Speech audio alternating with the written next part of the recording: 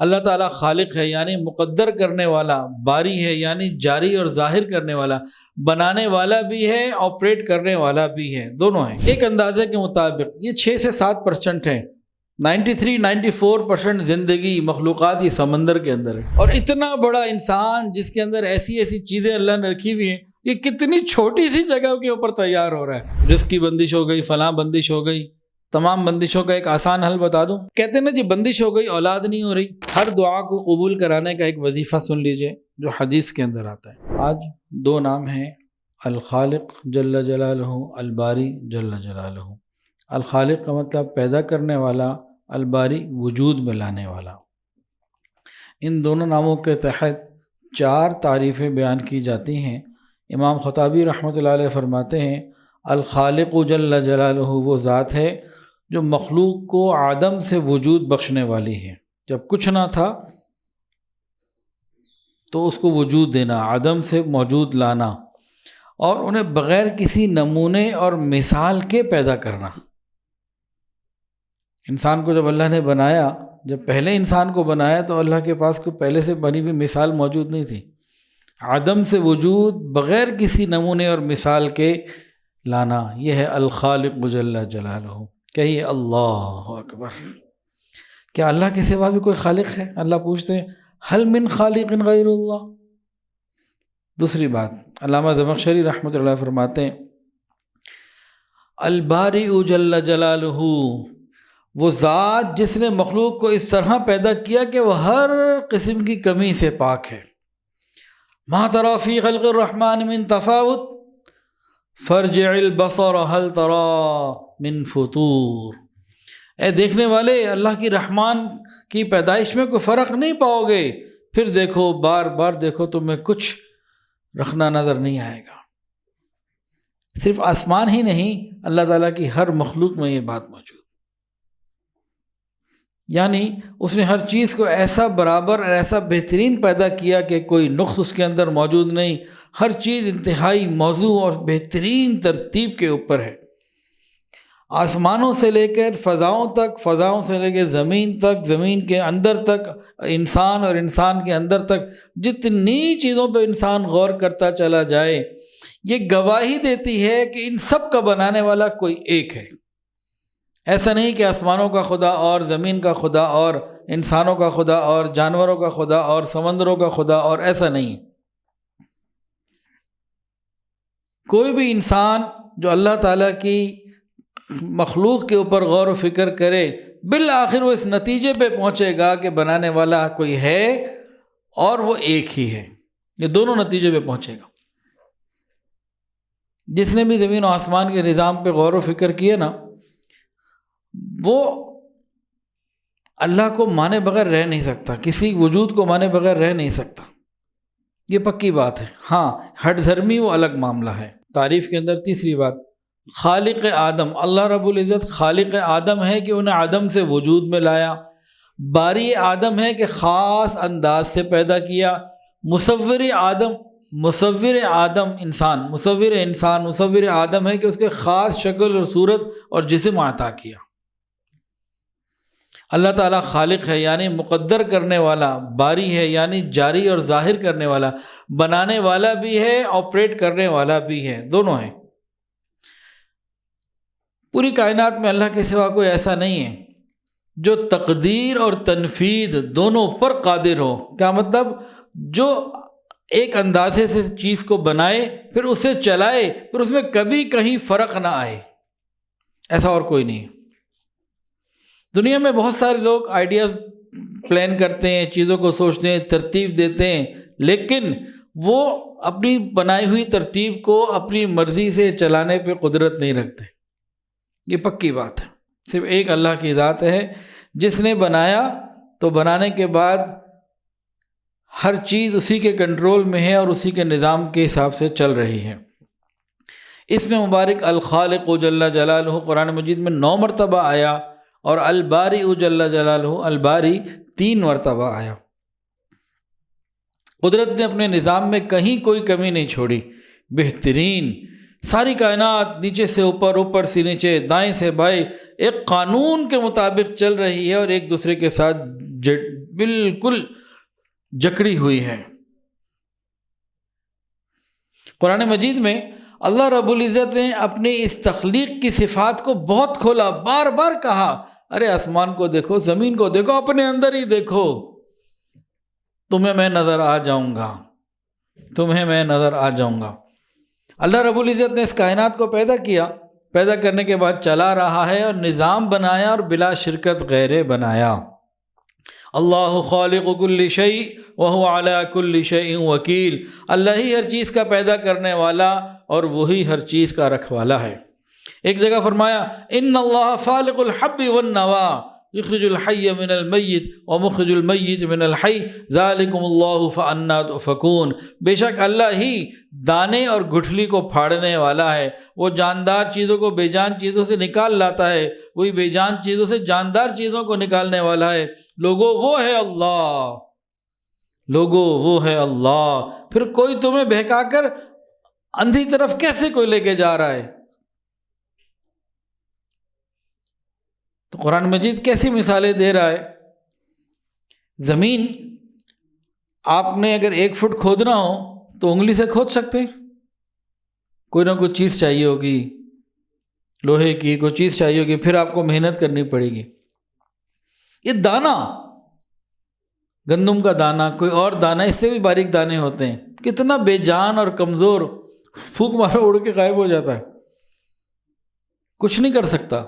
آپ نے اس کو اندر ڈال دیا تو اندر ڈالنے کے لیے محنت تو آپ کو کرنی پڑی۔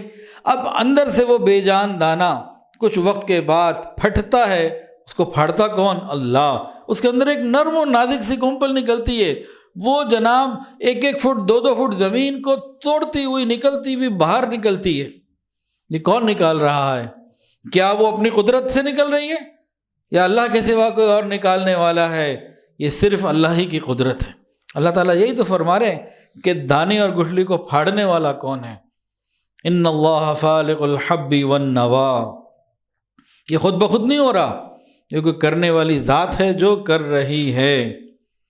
انڈے کو آپ نے دیکھا بے جان، وہ مرغی کے اندر رہے کچھ عرصہ، مرغی کے نیچے رہے، اس کو ایک مناسب ہیٹ ملتی رہے، اس بے جان انڈے میں جہاں نہ غذا اندر جا سکتی، نہ ہوا، نہ پانی، زندگی کی کوئی چیز اندر داخل نہیں ہو سکتی، مکمل سیلڈ، اس کے اندر اللہ تعالیٰ ایک جاندار کو پیدا کرتے ہیں، جب وہ نکلتا ہے تو چو چو کرتا ہوا باہر جا رہا ہوتا ہے۔ مرغی کا بچہ نکلا، وہ چو چو کرتا ہوا زمین کے اوپر جا رہا ہے۔ بطخ کا بچہ نکلا، وہ اپنی آوازیں نکالتا ہوا پانی کے اندر جا رہا ہے۔ مرغی کا بچہ چوزا جب نکلے گا وہ پانی سے ڈرے گا، وہ پانی میں نہیں اترے گا۔ بطخ کا بچہ جب اپنے انڈے سے باہر نکلے گا وہ سیدھا پانی پہ جائے گا۔ تو بے جان سے جاندار کو نکالنے والا، پیدا کرنے والا اور ان کو یہ سمجھ دینے والا، اس کے اندر پوری اس کی ضرورت کا علم رکھنے والا، یہ کون؟ کہہ دیں اللہ۔ یہ اللہ ہی کر سکتا ہے، کوئی اور نہیں کر سکتا۔ زمین کو غور کر لیجئے، اللہ فرماتے ہیں هو الذی جعل لکم الارض ذلولا فامشوا فی مناکبها وکلوا من رزقہ والیہ النشور، وہی ہے جس نے تمہارے لیے زمین کو رام کر دیا، تم اس کے مونڈوں پہ چلتے ہو، اس کا رزق کھاؤ اور دوبارہ اسی کے پاس جانا ہے۔ یہ زمین تو ایک ہے لیکن اس کے اندر عجیب عجیب معاملات، پانی ایک ہے لیکن اس کے اندر عجیب عجیب معاملات، غور کریے۔ وَفِي الْأَرْضِ قِطَعٌ مُتَجَاوِرَاتٌ وَجَنَّاتٌ مِّنْ أَعْنَابٍ وَزَرْعٌ وَنَخِيلٌ صِنْوَانٌ وَغَيْرُ صِنْوَانٍ يُسْقَىٰ بِمَاءٍ وَاحِدٍ۔ زمین کے اندر قطعات مختلف ہیں، کہیں سخت ہے، کہیں بہت نرم، کہیں دلدل قسم کی، کہیں بنجر، کہیں سرسبز، ہر طرح کی زمین ہے۔ کوئی زمین ایسی ہے وہاں چاول بہت اچھا آتا ہے، کوئی زمین ایسی ہے گندم اور کسی جگہ کپاس اچھی آتی ہے، کہیں پہ جناب فروٹ کوئی خاص جو پھل ہے، آم ہے، یہ جی ملتان کا بڑا اچھا جی، شجاع آباد کا بڑا اچھا جی، انگور وہ جی گلگت کے علاقوں کا انگور بڑا اچھا ہے جی۔ تو زمین ایک لیکن ہر طرف اس کے رنگ جدا جدا، پانی ایک، تمام چیزوں کو پانی لگتا ہے، بھئی چاول کو پانی چاہیے، پھلوں کو پانی چاہیے، درختوں کو پانی چاہیے، ہر سبزی کو، آلو کو پانی چاہیے، سب کو پانی چاہیے، لیکن وہ پانی ہر ایک کو فائدہ پہنچا رہا ہے۔ اگر پانی کا خدا اور زمین کا خدا اور تو یہ نظام کہیں تو لڑائی ہو جاتی نا دونوں کی، تو کوئی ایسی اختلاف کی بات ہی نہیں۔ یہ پورا ایک منظم نظام اللہ رب العزت نے بنایا۔ زمین پہ تھوڑا سا غور کرتے ہیں۔ یہ زمین گھوم بھی رہی ہے تو آگے چل بھی رہی ہے، ایک ہی وقت میں دونوں کام۔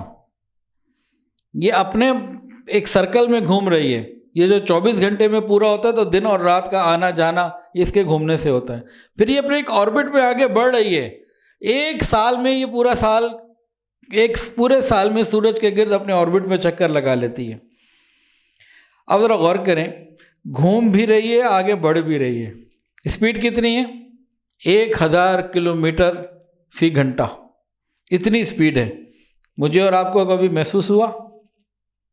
ہم آرام سے چل رہے ہیں، پھر رہے ہیں، کوئی پریشانی نہیں۔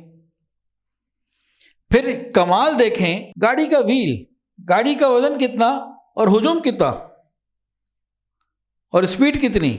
زمین سے تو ہر چیز تھوڑی، چند گرام کا فرق آ جائے تو گاڑی کو آپ چلائیں نا 80-100 پہ، وہ جناب ایسے ہل رہی ہوتی ہے، بیٹھنے نہیں دیتی۔ کیا جی ویل بیلنسنگ کرواؤ؟ اس زمین کو جب سے اللہ نے بنایا آج تک ویل بیلنسنگ کی کوئی ضرورت تو نہیں ہوئی۔ اتنے سے ویل کے اوپر ذرا سے چند گرام کی خرابی آ جائے تو پوری گاڑی ہل رہی ہوتی ہے۔ اللہ نے کیسا اس کو بنایا ہوا ہے، تو یہ دیکھیں اور غور کریں۔ یہ زمین اگر بہت نرم ہوتی تو ہم رہ نہیں سکتے، بہت سخت ہوتی گھر نہیں بنا سکتے۔ اللہ نے اس کو معتدل بنایا۔ بعض جگہ جو سخت ہیں وہاں انسان گھر نہیں اس طرح سے بنا سکتا، کھیت نہیں بنا سکتا، وہ ان کے اپنے فائدے۔ پھر اس زمین کے اندر اللہ نے کیا کیا نہیں رکھا، جو پہلی اس کی اوپر والی لیئر ہے، کرسٹ کہتے ہیں اس کو، اس میں کیا کچھ ہے؟ میرے اور آپ کے لیے سبھی کچھ اس میں رکھا ہوا۔ لوہا یہاں سے نکلتا ہے، ایلومینیم یہاں سے نکلتا ہے، سلیکون یہاں سے نکلتا ہے، پیٹرول، اور زمین کے اندر گیس کے کتنے ذخائر ہیں، سونے اور چاندی کے کتنے ذخائر ہیں۔ زمین ایک، ہوا ایک، پانی ایک، سورج کی تپش ایک، تمام پھلوں اور تمام سبزیوں کے ذائقے، رنگ جدا جدا، کوئی میٹھا، کوئی کڑوا، کوئی بہت پسندیدہ، کوئی کم پسندیدہ، سائز سب کے جدا جدا، ان کی تاثیر سب کی جدا جدا۔ تو یہ سب کون ہے جو اس رنگا اور رنگی کے ساتھ، اتنی چیزوں کے ساتھ انسان کو یہ چیزیں دے رہا ہے؟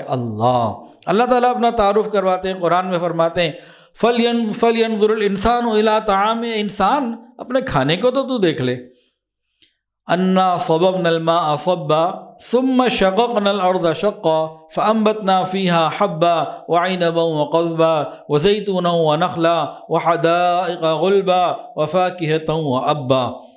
انسان اپنے کھانے کو تو دیکھ، ہم نے اوپر سے خوب پانی برسایا، پھر زمین کو عجیب طریقے سے پھاڑا، پھر اس میں غلے اگائے، انگور اور ترکاریاں، زیتون اور کھجور، اور گھنے گھنے باغات، میوہ اور چارہ۔ یہ چارے کا بھی اللہ نے ذکر کیا، جانوروں کو چارہ ہی جاتا ہے۔ یہ سب اللہ رب العزت، اور جس پانی سے پیدا ہوتا ہے اور جس پانی کی ضرورت پڑتی ہے وہ ایک ہی، ہر ایک کے لیے مختلف فوائد بن کے باہر آتا ہے۔ پھر جانوروں کے اندر اللہ فرماتے ہیں وَإِنَّ لَكُمْ فِي الْأَنْعَامِ لَعِبْرَةً، تمہارے لیے ان جانوروں کے اندر بھی سوچنے سمجھنے کے لیے بڑا کچھ ہے بھائی۔ نُسْقِيكُم مِّمَّا فِي بُطُونِهِ مِن بَيْنِ فَرْثٍ وَدَمٍ لَبَنًا خَالِصًا سَائِغًا لِّلشَّارِبِينَ، تمہارے لیے جانوروں میں بڑے سوچنے سمجھنے کا معاملہ ہے۔ ان کے پیٹ میں ایک طرف گوبر، ایک طرف خون، درمیان میں سے خوبصورت صاف ستھرا دودھ نکلتا ہے، خالص، لبناً خالصا سائغا للشاربین، پینے والوں کے لیے بڑا مزیدار۔ ایک طرف ہر جانور کے پیٹ میں بڑا یہ فضلہ موجود رہتا ہے اور خون بھی، لیکن جب دودھ نکلتا ہے تو نہ اس میں خون کا کوئی رنگ ہوتا ہے، نہ فضلے کی کوئی بدبو ہوتی ہے، پاک صاف ہوتا ہے۔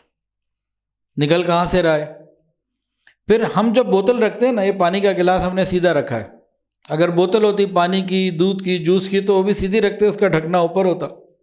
ایسے ہی ہے نا، ہم جب بوتل رکھتے ہیں تو ڈھکنا اوپر رکھتے ہیں، اللہ تعالیٰ نے دودھ کی جو 2 بوتلیں بنائی ہیں ان کے ڈھکنے نیچے، پھر اس میں گھنٹوں بھی رہے تو خراب نہیں ہوتا۔ ہمیں جیسے ہی دودھ باہر نکالنا ہوتا ہے تو اس کو ٹھنڈا کرنا ہے، اس کو فریج میں رکھنا ہے، کہیں محفوظ رکھنا ہے۔ وہ 50 ڈگری سینٹی گریڈ گرمی بھی پڑ رہی ہو نا، اس بوتل الٹی لٹکی ہوئی بوتل میں دودھ نہیں خراب ہوتا۔ کیا اللہ نے نظام بنایا ہوا؟ یہ کوئی ہے کرنے والا سوائے اللہ کے؟ کوئی نہیں کر سکتا۔ یہ گائے یا بھینس جس سے دودھ نکل رہا ہے، اس گائے کا اپنا فعل ہے یا کسی انسانی عقل نے کوئی ایسی زندہ مشین بنا لی ہے؟ کچھ بھی ایسی چیز نہیں۔ یہ کیا ہے؟ یہ اس الخالق الباری جل جلالہ کی قدرت ہے اور کچھ بھی نہیں۔ ایک جگہ اللہ تعالیٰ پوچھتے ہیں افی اللہ شک فاطر السماوات والارض، کیا اللہ کے بارے میں شک ہے جو سارے آسمانوں اور زمین کا بنانے والا ہے، خالق۔ وفی الارض آیات للموقنین، اور ان کے لیے جو یقین کرنے والے ہوں زمین میں بہت ساری نشانیاں ہیں۔ آسمانوں کو دیکھیں تو وہاں عجیب نشانیاں، آکسیجن فضا میں ہے، ذرا سی کم ہو جائے تو موت، بڑھ جائے تو موت۔ زمین اور سورج کو آپس کا فاصلہ ہے یہ تقریباً 93 ملین مائلز ہے۔ اچھا، آسمان کی وسعتیں کتنی ہیں؟ یہ سورج ہے، اس کا پورا خاندان، یہ نظام شمسی، اسی طرح اور بہت سارے نظام ہیں، ان کے سورج ہیں، ان کے خاندان ہیں، نظام ہے، ان کے اپنے اپنے نظام ہیں، ملکی ویز ہیں، کہکشائیں۔ جو ہماری کہکشاں ہے نا، اس میں سورج ہے اور بہت ساری چیزیں، اس کے اندر زمین بھی ہے جس میں میں اور آپ رہتے ہیں۔ اگر کوئی شخص یہ چاہے کہ میں کوئی نقشہ بناؤں، میپ، اور اس نقشے میں زمین کو بھی دکھانا چاہوں، پورے ملکی وے میں زمین کہاں ایگزسٹ کرتی ہے، تو کتنا بڑا پرچہ چاہیے ہوگا یہ سن لیجئے۔ دیکھیں، اگر صرف اس گھر کا نقشہ بنانا ہو نا تو چھوٹے سے کاغذ پہ بن جائے گا، لیکن یہ پوری A1 سوسائٹی کا بنانا ہو تو اس کے لیے بڑا کاغذ چاہیے، اور پورے لاہور کا بنانا ہو تو پھر اور بڑا چاہیے۔ اگر ڈیٹیل میں ہم چاہتے ہیں کہ یہ والا گھر نظر آئے، 31A1 نظر بھی آئے، تو پھر ہمیں اور بڑے پہ جانا پڑے گا۔ اب غور کیجئے، اگر کوئی شخص یہ چاہے کہ ہمارے ملکی وے میں، اس نظام شمسی میں، نظام شمسی کو ہم ایک پیپر پہ لائیں، نقشہ بنائیں، اور اس نقشے میں پوری زمین کو، اپنی ذات نہیں، اپنا گھر نہیں، اس پوری زمین کو ایک نقطے جتنی جگہ دینی چاہیں کہ ایک نقطے میں وہ ظاہر تو ہو جائے، آنکھ سے نظر تو آ جائے وہ نقطہ، تو کتنا بڑا پیپر چاہیے ہوگا؟ تقریباً 150 کلومیٹر لمبا چوڑا کاغذ ہونا، اس پہ یہ نظام بنے، اور اس میں جو زمین، پوری زمین کو جو جگہ ملے گی وہ ایک نقطہ ہوگی۔ تو صرف ایک نقطہ دینے کے لیے 150 کلومیٹر چاہیے، اور زمین کو اور زیادہ بڑا دکھانا ہو۔ اچھا چلیں زمین کو چھوڑیں، یہ زمین کے اندر کسی ایک گھر کو دکھانا ہو، پھر گھر بھی بڑا ہوتا ہے، یا اپنے آپ ہی کو دیکھنا ہو، وہ کدھر نظر آئے گا؟ اور پھر یہ ایک کہکشاں، یہ تو کتنی ہیں، پھر اوپر آسمان در آسمان، 7 آسمان۔ اس کریم پروردگار پہ قربان جائیے، فرمایا نا انتم اشد خلقا ام السماء بناہا، تمہیں بنانا 5 فٹ 6 فٹ کا مشکل تھا، ان آسمانوں کے نظام کو، ان سب چیزوں کو بنانا کو بڑی بات تھی۔ لیکن وہ کریم پروردگار ہر ایک سے الگ الگ محبت کرتا ہے، جو یہاں پکارے اس کی سنتا ہے۔ اتنے بڑے نقشے کے اوپر زمین ایک نقطہ ہو، اور اس نقطے کے اندر 7 ارب آدمی ہوں، کیا حیثیت ہے اس پورے نظام کے سامنے اس انسان کی؟ کو بنتی ہے کوئی حیثیت؟ کچھ بھی تو نہیں۔ لیکن اللہ نے سارا کچھ انسان کے لیے بنایا، اس کو کہا تو میرا بن جا بھائی، یہ سب کچھ تمہارے لیے ہے، تم میرے ہو، تم میرے بن جاؤ۔ اللہ کتنی محبت کرتے ہیں، بندہ کتنا عاجز اور مسکین ہے۔ پھر اللہ فرماتے ہیں، اچھا ہاں، یہ جو زمین خلاؤں کے پیمانے ناپنے کے لیے جب اوپر گئے نا، تو وہاں انہوں نے پیمانہ بدل دیا۔ ہمارے ہاں کلومیٹرز اور میل چلتے ہیں، بھئی کراچی کتنی میل ہے، کتنے میل ہے، ملتان کتنے میل ہے، پنڈی کتنے میل ہے، اتنے کلومیٹر ہے، یہ بات چلتی ہے بھائی، چلو افریقہ کتنے کلومیٹر ہے یہ چلتی ہے بات، لیکن اوپر جا کے پیمانے بدل گئے، فاصلے اتنے بڑے ہیں، وسعت اتنی زیادہ ہیں، دنیا کے پیمانے وہاں چل ہی نہیں سکتے۔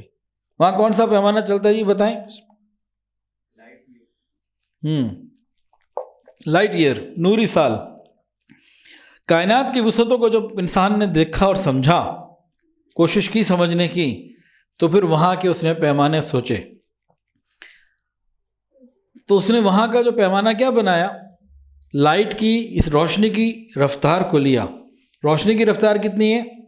1,86,000 میل ایک سیکنڈ کے اندر، 1,86,000 میل فی سیکنڈ کی رفتار سے انسان یہاں سے سفر کرنا شروع کرے تو بعض ستارے 1,00,00,000 سال کے بعد آئیں گے۔ ایک نوری سال کیا ہوتا ہے کہ 1,86,000 میل فی سیکنڈ کی رفتار سے سفر کرنا شروع کریں، نان اسٹاپ پورا سال اس اسپیڈ سے سفر کریں تو ایک نوری سال، وہ کتنا سفر ہوگا ہم نہیں سوچ سکتے، دنیا والے اس کو سمجھ نہیں سکتے۔ لیکن ستارے آپس میں کتنی دور ہیں زمین سے، تو بعض ستارے ایسے ہیں جو 14 ارب نوری سال پہ ہیں۔ یہ کتنی وسعتوں کا مالک ہے وہ پروردگار۔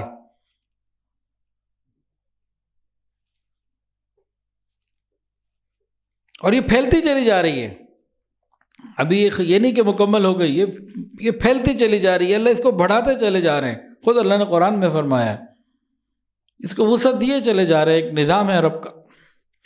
اچھا فرمایا کہ آسمانوں کے نظام کو دیکھ لو، زمین کے معاملات کو دیکھ لو، زمین کے اندر مختلف لیئر سائنسدانوں نے بتائی، شریعت نے کہا 7 زمینیں ہیں، لیکن اوپر والی زمین پہ کچھ اور معدنیات اور نمکیات اور چیزیں ہیں، نیچے والی زمین پہ کچھ اور ہیں، اور اس کے نیچے جو کور ہے اس کے اندر ایک بہت اندر جا کے ایک کور آتی ہے چھوٹی سی، اس کے اندر بتاتے ہیں کہ اتنی گرمی ہے جتنی سورج کے اندر،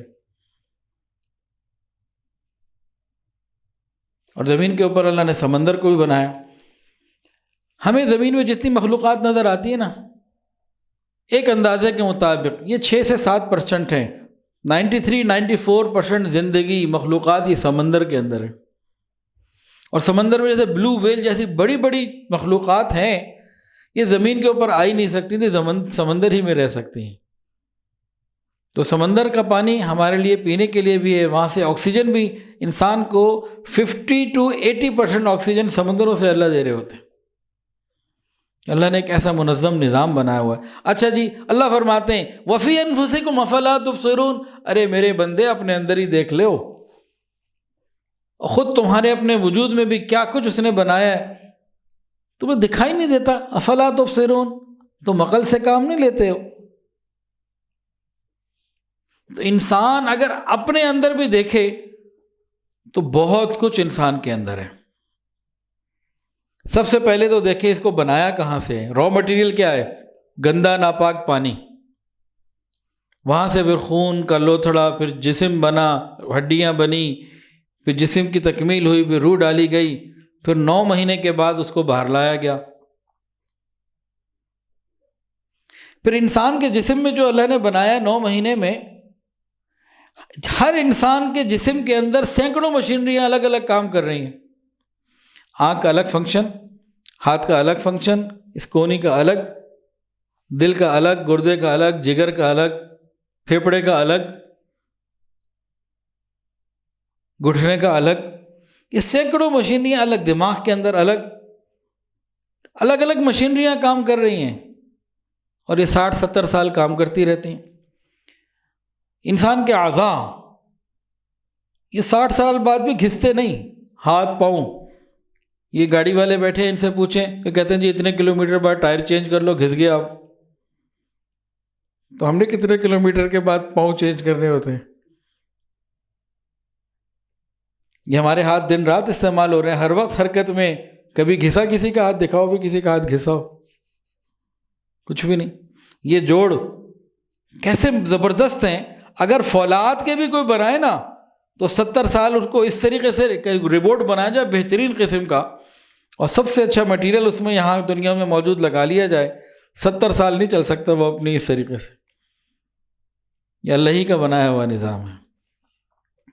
پھر دیکھیں یہ انسان کا جو چہرہ ہے اس کا کتنا سائز ہوگا، یہ دیکھیں 9-10 انچ ایسے ہوگا، کوئی زیادہ سے زیادہ 10 انچ، اور 10 انچ میں ایک اندازہ ہی لگا رہا ہوں، اس 10 انچ کے رقبے میں اربوں نقشے تو ابھی زمین پہ موجود ہیں زندہ. ہم جتنے یہاں بیٹھے ہیں ہر ایک کا یہ 10 انچ کا چوکٹھا الگ الگ ڈیزائن کا ہے کہ نہیں؟ کسی کا رنگ الگ، کسی کا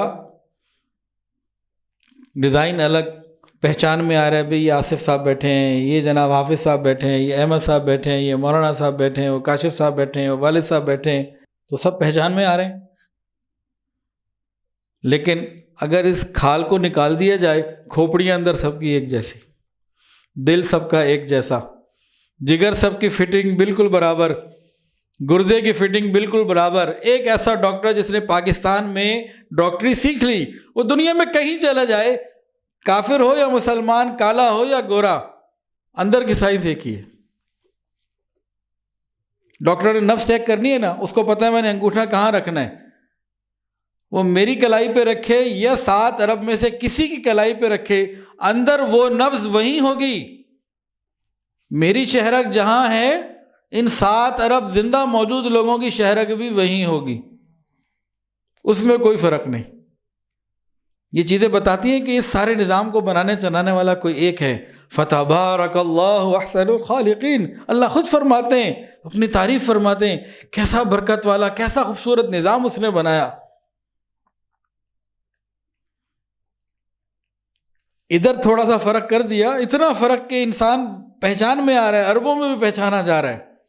لیکن آنکھیں سب کی 2، ناک سب کی ایک، ہونٹ سب کے 2، ہاتھ سب کے 2، پاؤں سب کے 2، ایک ہی انداز سے، گھٹنے سب کے ایک جیسے، پورا اندر کا نظام ایک جیسا. پھر یہ پوروں کے اوپر جو نشان ہوتے ہیں، فنگر پرنٹس، آج کل تو ہر جگہ بایو میٹرک کا رواج آ گیا. یہ 7 ارب تو ابھی موجود، حضرت آدم علیہ السلام سے لے کے آج تک کتنے آئے اور چلے گئے، اللہ کے سوا کوئی نہیں جان سکتا، اس کی مردم شماری کوئی نہیں کر سکتا، دنیا کے سارے ادارے مل کے نہیں گن سکتے. اب آنے ہیں قیامت تک کتنے وہ بھی نہیں پتہ. 7 ارب سے زیادہ تو ابھی موجود، یعنی بہت بڑی تعداد. کہا جا سکتا ہے کہ کھربوں انسان، ان کھربوں انسانوں کے پور الگ الگ، کتنے ڈیزائن ہیں اس کے پاس اس فنگر پرنٹس کے. پھر ایک ماں کا اگر ٹوئن بچہ پیدا ہو، کوئی ماں ہو بچہ پیدا ہو، ایک ہی وقت میں 2، بعض کہیں 3 بھی پیدا ہوئے، یہ جو 2 ٹوئن پیدا ہوتے ہیں ان کے بھی فنگر پرنٹ الگ الگ. اور اندر جس کارخانے میں یہ تیار ہو رہا ہے، وہ اندھیروں کے اندر چھوٹی سی جگہ ہے ماں کے پیٹ کے اندر، جہاں یہ سب کچھ کاریگری چل رہی ہے. دنیا میں کوئی چیز بنانی ہو، چلو گاڑی ہی کی مثال بار بار آگے اسی کی لے لیں، جہاں گاڑی اسمبل کرنی ہے نا، وہاں ٹائر کہیں سے پہنچ رہا ہے، اسٹیئرنگ کہیں سے پہنچ رہا ہے، بیٹری کہیں سے پہنچ رہی ہے، انجن کہیں سے پہنچ رہا ہے، اور سب کی بنانے والوں کی فیکٹریاں الگ، اور ان کے را مٹیریل، ان کی ڈیٹیلز بالکل الگ الگ الگ. وہ سب اپنے اپنے پرزے بنا کے یہاں لے کر آ رہے ہیں، اور یہ لوگ جناب اس کو اسمبل کر رہے ہیں. تو کتنی جگہ چاہیے، اور اتنا بڑا انسان جس کے اندر ایسی ایسی چیزیں اللہ نے رکھی ہوئی ہیں، یہ کتنی چھوٹی سی جگہ کے اوپر تیار ہو رہا ہے، اور را مٹیریل گندا پانی. ایسا ہے کوئی بنانے والا؟ ایسی قدرت والا کوئی بھی نہیں ہے، وہ ایک ہی ہے، اللہ الخالق جل جلالہ. انسان اگر اپنی پیدائش سے لے کے موت تک کے حالات اور تغیرات پہ غور کر لے، اس کو اللہ تک پہنچ جائے گا. پھر طبیعتیں مختلف، مزاج مختلف.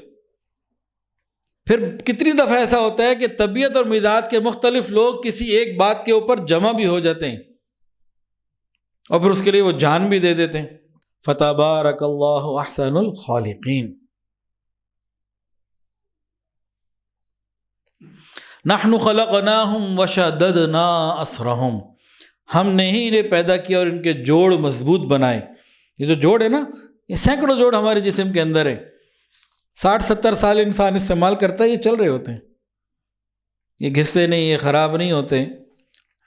حادثات وہ اپنی جگہ الگ بات ہے. کائنات کا ایک ایک ذرہ اللہ رب العزت کی ہونے کی گواہی دے رہا ہے۔ اگر کوئی آپ کے آ کے یہ کہہ دے، اگر کوئی شخص آئے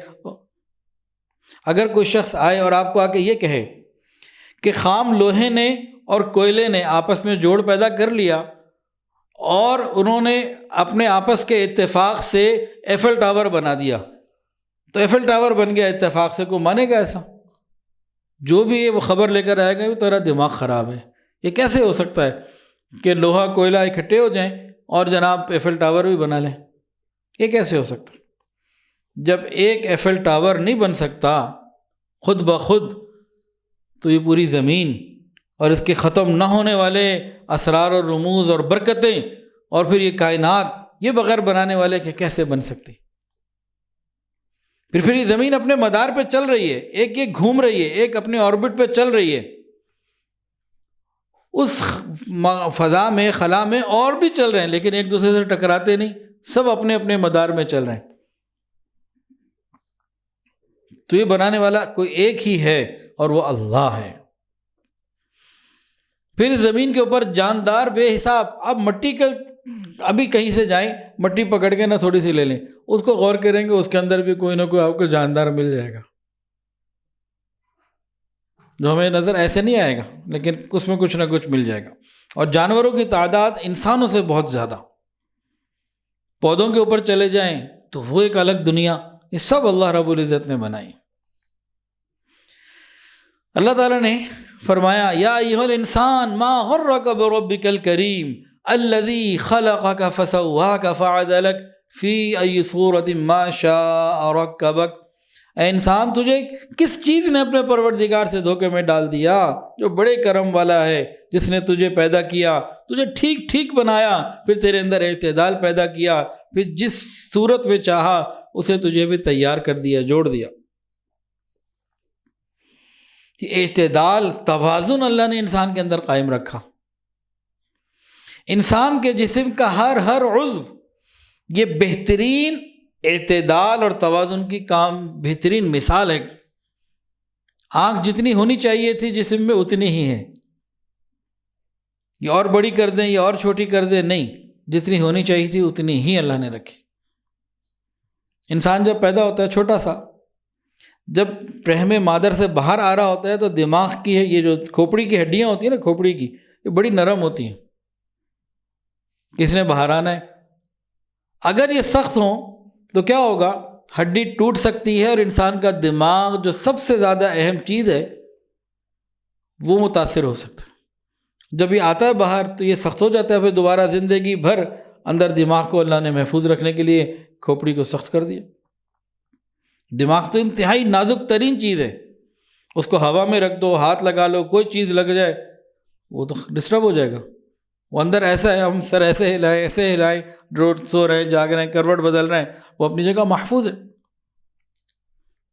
یہ سب اللہ رب العزت کا نظام۔ پھر چھوٹا بچہ پیدا ہوا، اب اس کی ہڈیاں بڑھ رہی ہیں، ٹانگ کی ہڈی ایک حد تک بڑھے گی، یہ ناک کی بھی تو ہڈی ہے، اس نے ایک حد تک بڑھنا ہے، یہ ٹانگ کی طرح بڑی نہیں ہوگی، یہ ران کی طرح بڑی نہیں ہوگی۔ تو جسم کے سارے اعضاء ایک مناسب انداز سے ایک بنائے ہوئے رب کے طریقے کے مطابق بڑھتے ہیں، اس کے بعد بڑھنا بند ہو جاتے ہیں۔ اسے نہ بالوں کو دیکھ لیجئے، سر کے بال نکلتے چلے جا رہے ہیں، آپ کاٹتے چلے جائیں، آتے جائیں گے، لیکن یہ والے بال یہ اس طرح سے نہیں آئیں گے۔ کبھی کسی نے یہ والے بال سوچے کہ جتنے لمبے ہو گئے پھیل گئے ان کو کاٹ لو، بھائی سر کے بال نہ کاٹو تو یہ بہت نیچے آ جائیں گے، یہ والے بال نہیں آتے۔ ایک اور بات، اللہ رب العزت نے تمام مخلوقات کو زمین کے اوپر آپ دیکھیں ایسے پیدا کیا ہے کہ ان کا سر نیچے ہے، اور کھانا کھانے کے لیے ان کو سر نیچے لے جانا پڑتا ہے۔ گائے کو دیکھ لیں، بیل کو دیکھ لیں، کتے کو دیکھ لیں، ہرن کو دیکھ لیں، خرگوش کو دیکھ لیں، کسی اور جانور کو دیکھ لیں، اس کا سر نیچے ہوگا، کھانے کے لیے نیچے جانا پڑے گا۔ اللہ نے انسان کو عزت دی، اکرام دیا، اس کا سر اونچا بنایا اور رزق اس کے منہ تک آتا ہے، یہ ہاتھ سے اوپر لے کر آتا ہے، یہ نیچے جا کے کوے کی طرح زمین پہ ٹھونگے مرغے کی طرح نہیں مارتا، دانہ چگنے کے لیے اس کو نیچے نہیں جانا پڑتا۔ کیوں؟ اس میں اللہ بتا رہے ہیں کہ میرے بندے، تو نے رزق کے سامنے نہیں جھکنا، تو نے غیر کے آگے نہیں جھکنا، تو نے صرف میرے آگے جھکنا ہے، یہ رزق تیرے منہ تک آئے گا، یہ میرا ایک نظام ہے، تو نے نہ رزق کے لیے جھکنا نہ کسی غیر کے آگے جھکنا، تیرا سر صرف میرے آگے جھکے۔ اگر انسان کا سر بھی نیچے کی طرف جھکتا ہوتا تو پھر اللہ تعالیٰ نے جو یہ مطالبہ کیا ہے نا کہ یہ سر میرے سوا کہیں نہ جھکے، یہ کیسے پورا ہوتا؟ جب اللہ نے مطالبہ رکھا کہ تمہارا سر میرے غیر پہ نہیں جھکنا چاہیے، اللہ نے انتظامات بھی ایسے کر دیے کہ انسان کا سر اگر یہ چاہے تو پھر کہیں اور نہ جھکے، بس رب کے در پہ جھکے۔ تو مومن نے رزق کے آگے نہیں جھکنا، رزاق کے آگے جھکنا ہے، غیر اللہ کے آگے نہیں جھکنا، اللہ کے آگے جھکنا ہے۔ یہ ہمیں سبق سکھایا اور بتایا گیا۔ ایک اور بھی بات ہے، تخلیق کی نسبت خالق کہنا یہ اللہ کے علاوہ کسی کو جائز نہیں ہے۔ بہت سارے مصور جو ہے نا وہ شاہکار بناتے ہیں، پینٹنگ بناتے ہیں، جی ان کی تخلیقات ہیں، جی یہ مناسب نہیں ہے، ان کی کاوش کہہ لیں، کوئی اور اچھا جملہ تلاش کر لیں۔ تخلیق کا اصل مفہوم کیا ہے؟ یہ جو خلق ہے نا، اس کی ڈیفینیشن کیا ہے؟ سمجھ لیجئے، کسی چیز کو عدم سے وجود میں لانا ذاتی بلبوتے پہ۔ میں نے اس کو آسان کر کے بتایا، جو لکھا ہوا ہے سن لیجئے، کسی چیز کو عدم محض سے قدرت ذاتی کے بل پر وجود میں لانا، کہ جس کا کوئی وجود نہ ہو اور انسان اپنی ذاتی قدرت کے بلبوتے پہ اس کو وجود دے، یہ ہے خلق، یہ تخلیق کرنا ہوتا ہے۔ تو جو مصور ہے وہ ایسے تو نہیں کرتے، باقی تخلیقات جو ہم جن کو تخلیقات کہہ دیتے ہیں وہ تو ایسے نہیں کر سکتے، وہ صرف اللہ ہے۔ ہر مسلمان کا یہ عقیدہ ہونا چاہیے کہ مجھے پیدا کرنے والا اللہ، میرے ماں باپ کو اولاد کی صورت میں مجھے ان کو دیا تو اللہ نے دیا، مجھے اولاد دے گا تو اللہ دے گا۔ ہر جاندار میں روح ڈالنے والا اللہ۔ اللہ فرماتے للہ ملک السماوات والارض یخلق ما یشاء، یہ سارے آسمانوں میں اور زمینوں میں سلطنت اللہ کی ہے، سارے آسمانوں میں اور زمین میں سلطنت کس کی؟ اللہ کی۔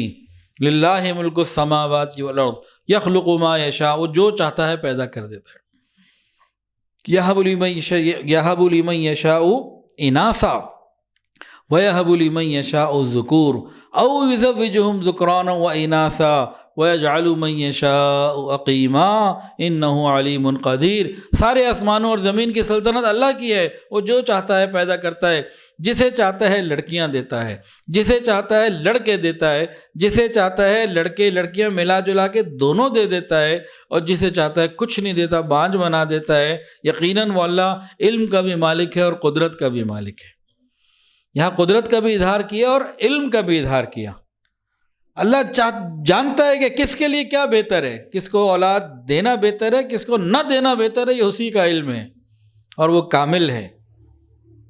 اب یہاں دو تین باتیں ہم سن لیتے ہیں، پھر اس بات کو مکمل کرتے ہیں۔ یہ ہمارا یقین ہے کہ اللہ جسے چاہے بیٹے دے، بیٹیاں دے، ملا جلا کے دے، کچھ نہ دے، اس کی مرضی، کسی اور کی اس میں کوئی گنجائش نہیں۔ فرعون نے بڑی کوشش کی موسیٰ علیہ السلام پیدا نہ ہو، لیکن الخالق وہ چاہتے تھے، اللہ نے کر دیا پیدا، نہیں روک سکا کوئی۔ یہ جو کہتے ہیں نا اولاد نہیں ہو رہی، بندش کی ہوئی ہے، آج بھی کسی کا میسج آیا جی شادی نہیں ہو رہی، بندش ہے، بندش کا حل بتا دوں؟ رزق کی بندش ہو گئی، فلاں بندش ہو گئی، تمام بندشوں کا ایک آسان حل بتا دوں؟ آپ نے بندش کا خوف دل سے نکال دیا، بندش ختم ہو گئی، بس سادہ سی بات۔ آپ نے بندش کا خوف اپنے دل اور دماغ سے نکال دیا، بندش اسی وقت ختم ہو گئی۔ جب تک یہ خوف دل اور دماغ پر سوار ہے تو کیا کریں گے؟ اس عامل کے پاس، اس کے پاس، اس کے پاس، اس کے پاس۔ میرا اپنا ایک تجربہ ہے کہ جو لوگ عاملین کے پاس جاتے ہیں، یہ کچھ عرصہ ایک عامل کے پاس، اس کے بعد دوسرا، پھر تیسرا، پھر چوتھا، پھر پانچواں۔ جو لوگ 20 سال سے عامل جا رہے ہیں، یہ ہو سکتا ہے درجنوں عامل تبدیل کر چکے ہوں۔ عاملین کے خلاف میں نہیں ہوں، جو اچھے اور حق پر ہیں، جو اللہ سے جوڑتے ہیں، جو دھوکہ نہیں دیتے، جو بے پردگی نہیں کرتے، لوگوں کو جھوٹ بول کے ڈرا کے ان سے پیسہ نہیں ہتھیاتے، جو ایسے حق والے کوئی ہوں، کسی کو مل جائیں، لاکھوں میں کوئی ایک ہوتا ہوگا تو ٹھیک ہے۔ میں تو بات کروں 2 نمبر کی نا۔ لیکن آپ دیکھیں گے، آپ جس سے مرضی پوچھ لیں، جو عاملین کے پاس جاتے رہتے ہیں وہ ہر تھوڑے دن بعد نیا عامل تلاش کر رہے ہوتے ہیں، کیونکہ ہمیں بھی لوگ پوچھتے ہیں نا کہ جی ادھر گئے ادھر گئے ادھر گئے، کہیں آپ ہی کچھ کر دیں۔ ہم تو ایک ہی بات کہتے ہیں، 2 نفل پڑھ کے اللہ سے مانگو، مسئلہ حل ہو جائے گا۔ وہی کرنے والا ہے، بابوضو رہو، اس کے اوپر پہلے تفصیلات الگ ہیں۔ تو بہرحال یہ جو کہتے ہیں نا جی بندش ہو گئی، اولاد نہیں ہو رہی، اللہ کہہ رہے میں جسے چاہتا ہوں دیتا ہوں، تو کوئی روک نہیں سکتا۔ ایک بات۔ دوسری بات، ہمارے یہاں بعض جگہ نا خاوند اپنی بیویوں کو یا ساس اپنی بہوؤں کو تانے دیتی ہیں، اب اگر بیٹی پیدا ہوئی نا تو نکل باہر، تو اس گھر میں نہیں رہ سکتی۔ سنا ہوگا آپ نے اس قسم کا، ہمارے معاشرے میں ہے۔ ہمارا ایمان اور یقین کیا کہہ رہے ہیں؟ اللہ نے فرما دیا میں جسے چاہتا ہوں بیٹے دیتا ہوں، جسے چاہتا ہوں بیٹیاں دیتا ہوں، تو اس عورت کی تو مجال ہی نہیں ہے، مرضی کوئی نہیں۔ اب کسی طرح مجھے ایک میسج آیا خاتون کا کہ جی پہلے سے 3-4 بیٹیاں ہیں، اب مجھے الٹیمیٹم مل گیا، وارننگ مل گئی، اب اگر بیٹی ہوئی تو مجھے اس نے کہا میں گھر سے نکال دوں گا۔ کہنے لگی اگر میرے اختیار میں ہوتا تو کیا میں بیٹا نہ پیدا کر لیتی؟ اس نے مجھ سے پوچھا، پریشان تھی، رو رہی تھی۔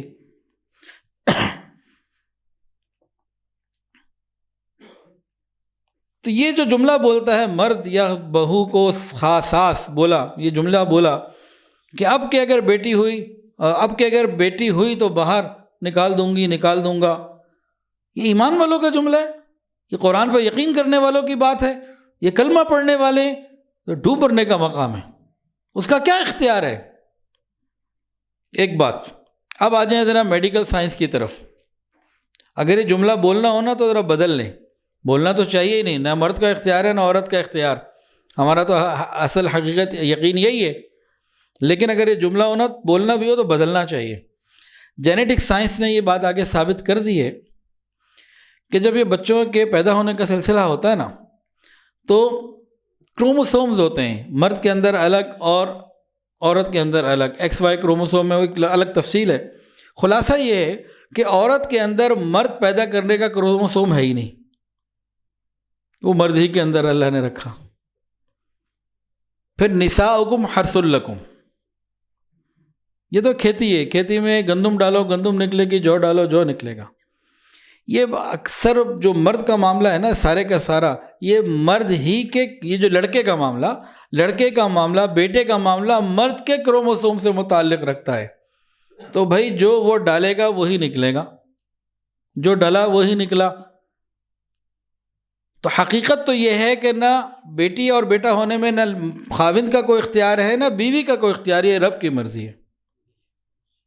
لیکن اگر اختیار کی بات ہو اور جینیٹک سائنس کی اس ریسرچ کو ساتھ لے لیں تو ماں کو اپنی بہو کو یہ کہنا چاہیے 3 بیٹیاں ہو چکی ہیں میری، 3 پوتیاں آ چکی، اب چوتھا آیا نا اپنے بیٹے کو نکال دوں گی کہ اس کے اندر تو وہ چیز ہی نہیں ہے کہ بیٹا پیدا کر سکے، اس کے اندر تو کروموسوم ہی نہیں ہے۔ تو اول تو کہنا نہیں چاہیے، کہنا ہو تو بجائے بہو کے اپنے بیٹے کو گھر سے باہر نکالو، یا خاوند نے بیوی کو کہنا ہو تو اپنے آپ کو باہر نکالے کہ قصور تو میرا ہے، کمی تو میرے اندر ہے۔ یہ صرف سمجھانے کے لیے طرز اختیار کی ہے، ورنہ قدرت رب کی ہے۔ کوئی کسی کو باہر نہ نکالے، جو اس کو اللہ نے اولاد دی ہے وہ شکر ادا کرے، اللہ نے دی ہے۔ کتنے ایسے ہیں جن کے وہ اولاد ہی نہیں، وہ کہتے ہیں بیٹی ہو جائے کچھ ہو، تو اس کی مرضی ہے۔ پھر اولاد کا ہونا نہ ہونا اس کی مرضی۔ اگر کسی کی بالکل کوئی اولاد نہیں ہے، اس کو اللہ کی رضا پہ راضی رہنا چاہیے، اس کے بھی فائدے ہیں۔ یہ جو ماحول چل رہا ہے نا، یہ جو ماحول چل رہا ہے اس وقت، آج کل بے اولاد کو غم کم ہے، زیادہ سے زیادہ اگر کوئی غم ہے تو یہی ہے نا کہ اولاد نہیں ہے۔ اولاد والوں کے غم جا کے پوچھیں کیا ہے، آپ اس کو جا کے آزما لیجئے۔ حضرت مولانا یوسف لدھیانی رحمۃ اللہ نے ایک کتاب لکھی تھی علامات قیامت کے اوپر، بہت عرصہ پہلے میں نے پڑھی۔ اس کے اندر ایک حدیث سی تفصیلی اور ایک چھوٹی سی بات اس میں، اس حدیث کا ایک حصہ سنا رہا ہوں۔ رسول اللہ صلی اللہ علیہ وسلم نے ارشاد فرمایا، ایک زمانہ آئے گا اولاد والے زیادہ پریشان ہوں گے بے اولادوں سے۔ اس کا مفہوم بتا رہا ہوں کہ اولاد نے تگنی کا ناچ نچایا ہوا ہوگا۔ اس کا یہ مطلب نہیں کہ اولاد مانگنی نہیں، نرینہ اولاد مانگنی نہیں۔ نرینہ اولاد کے لیے چند اعمال سن لیجئے۔ استغفار کی کثرت، قرآن مجید کے اندر آتا ہے، فَقُلْتُ اسْتَغْفِرُوا رَبَّكُمْ إِنَّهُ كَانَ غَفَّارًا يُرْسِلِ السَّمَاءَ عَلَيْكُمْ مِدْرَارًا وَيُمْدِدْكُمْ بِأَمْوَالٍ وَبَنِينَ۔ استغفار کی کثرت سے اللہ نرینہ اولاد دیتے ہیں، قرآن ہے۔ اچھا ادرا غور کریں، ہجرت کے بعد مہاجر آ گئے مدینہ، اپنا گھر، کاروبار، خاندان، آبائی جگہ سب چھوڑ کے، تو دل کے اندر ایک غم تو ہوتا ہے نا، فطری طور پر ایک۔ اب جب مدینہ طیبہ آ گئے، اب ہر مہاجر کے ہاں جو اولاد پیدا ہو بیٹی، پھر کوئی پیدا ہو بیٹی، تو بیٹیوں کی لمبی لائن لگ گئی، بیٹا کوئی نہیں۔ کچھ دنوں میں بات مشہور ہو گئی، اور جناب اس علاقے میں اس زمانے میں کیا مشہور ہو گیا کہ یہودی جو جادو میں سب سے زیادہ بندشیں وغیرہ کرنے میں سب سے زیادہ ہیں، جادو وغیرہ میں، انہوں نے بیٹوں پہ بندشی لگا دی۔ اس زمانے میں بھی اس طرح کے فتنے تھے۔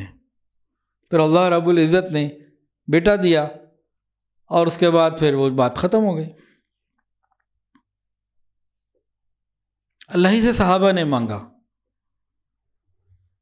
وہ انفرادی مسئلہ نہیں بن گیا تھا، وہ تو ایک انہوں نے تانا بنا لیا تھا، اور اپنی فتح کا اور اپنی خوشی کا ایک ذریعہ بنا لیا تھا۔ اللہ تعالیٰ امتحان لیتے، مومنین کا امتحان تھا۔ پھر اللہ باطل کو توڑنا بھی چاہتے تھے، اللہ نے باطل کو توڑ دیا۔ تو استغفار کی کثرت ایک کام۔ دوسرا کام، ربی حب لی من الصالحین، حضرت ابراہیم علیہ السلام کی دعا ہے نرینہ اولاد کے لیے۔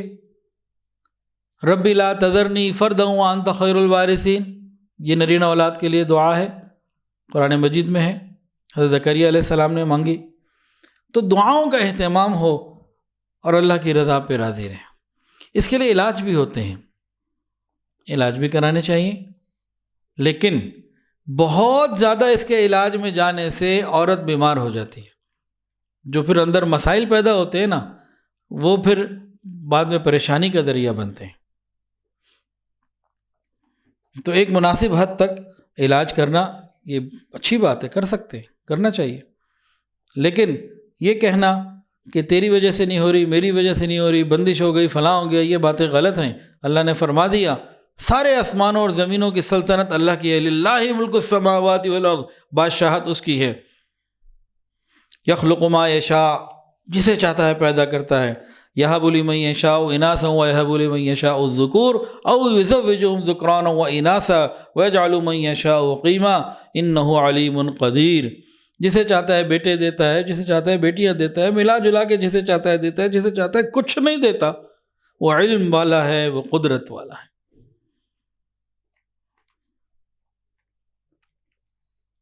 ہر دعا کو قبول کرانے کا ایک وظیفہ سن لیجئے جو حدیث کے اندر آتا ہے۔